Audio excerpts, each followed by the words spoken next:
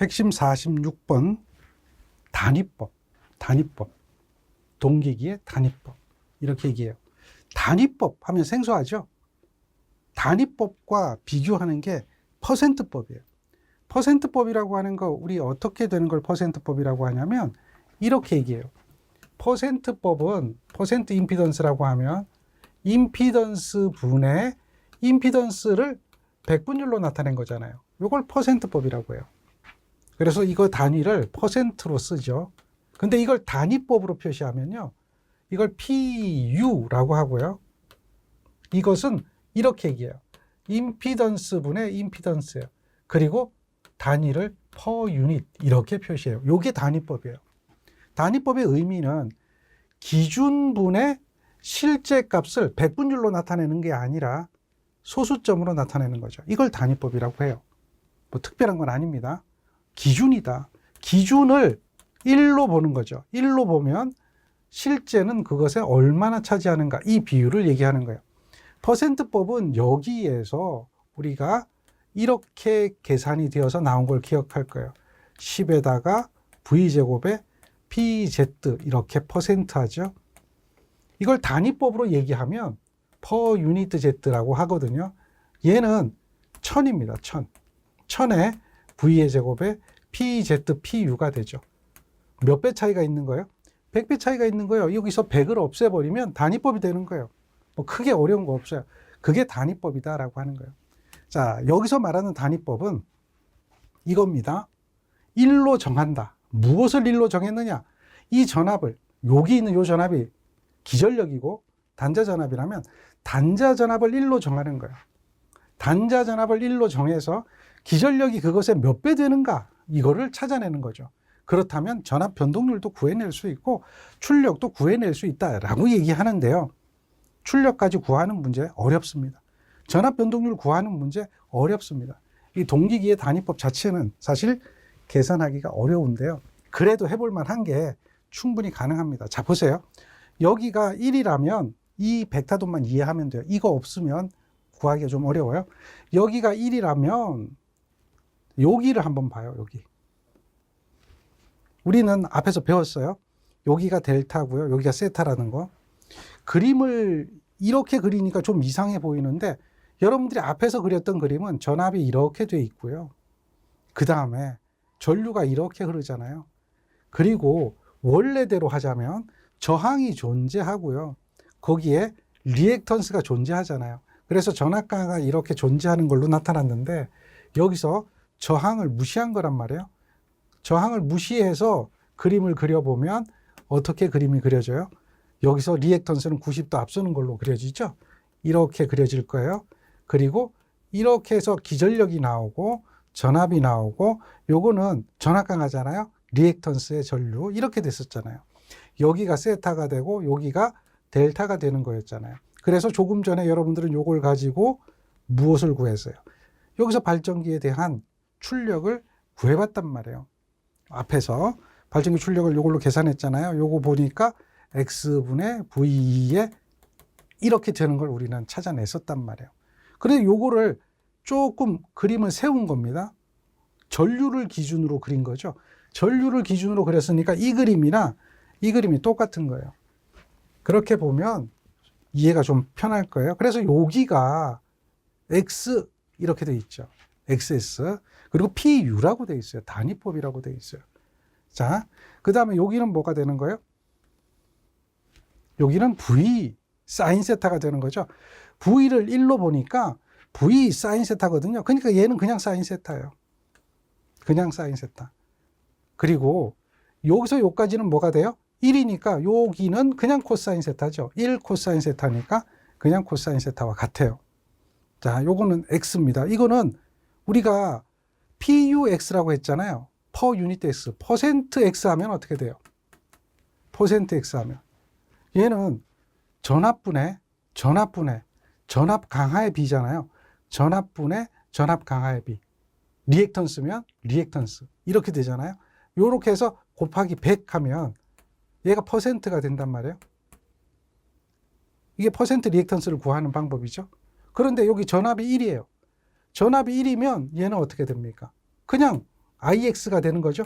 곱하기 100 하는 거예요. 그럼 얘가 뭐가 되는 거예요? 퍼센트가 되는 거예요. 그런데 여기서 100을 떼버리면 IX가 되는 거죠.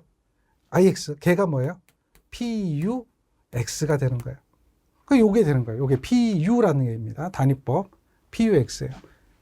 여기서 V를 뭐로 봤기 때문에 V를 1로 봤기 때문에 이렇게 되는 겁니다. 이런 관계가 있어요. 그럼 요거를 알면 우리는 요게 코사인 세타가 만약에 0.8이다. 이렇게 돼 있어요. 사인 세타가 만약에 얘가 0.6이다. 그런데 PUX가 0.6이다. 뭐 이런 식으로 주어졌다면 그러면 여러분들은 요 빗변을 구할 수가 있어요. 얼마요? 0.8에 제곱하는 거예요. 그리고 요거는 0.6과 0.6이잖아요. 1.2의 제곱이 되는 거죠. 이거를 루트 씌워주면 기전력이 구해지는 거예요. 이렇게 기전력을 만들 수가 있어요. 그러면 이거 가지고 전압 변동률도 구할 수가 있다는 얘기죠. 여기서 얘가 얼마가 나온다. 그러면 그걸 가지고 전압 변동률을 구해봐라. 여기다 대입하면 되겠죠. 이런 얘기를 할 수가 있단 말이에요. 그러니까 요거를 이해하기 위한 것이 단위법이다라고 하는 거예요. 어렵죠? 그래서 어렵다는 얘기예요. 이걸 이해를 하면 쉬운데 안 그러면 어려운 거예요. 자, 요거는 뭐 특별한 의미 없으니까 넘어가시면서 요걸 좀 보시면 돼요. 자, 잘 봐요. 전격 출력이 주어졌어요. 전격 전압이 이렇게 주어졌단 말이에요. 근데 이걸 1로 보는 게 단위법이라는 거예요. 역률이 0.8인 동기 발전기가 있는데 동기 리액턴스가 0.8 per 유니트예요. 그때 전압 변동률을 구하라. 물론 다른 방법으로 전압 변동률을 구할 수 있어요. 그렇지만 단위법으로 구하면 조금 쉽게 구해 볼 수 있다라고 하는 거죠. 그래서 단위법을 활용해 보자는 거예요. 전압 변동률에 대한 정의는 어떻게 될까요? 당연히 전압 변동률은 이렇게 되겠죠. 전격분의 무부하 마이너스 전격이거든요. 이렇게 되면 전압 변동률이 되는 거예요. 자, 그러면 여기 6600이면 당연히 기전력 구하면 되는데요. 이거를 이렇게 보는 거죠. 단위법으로 보는 겁니다. 단위법으로 보면 이렇게 된다는 거예요.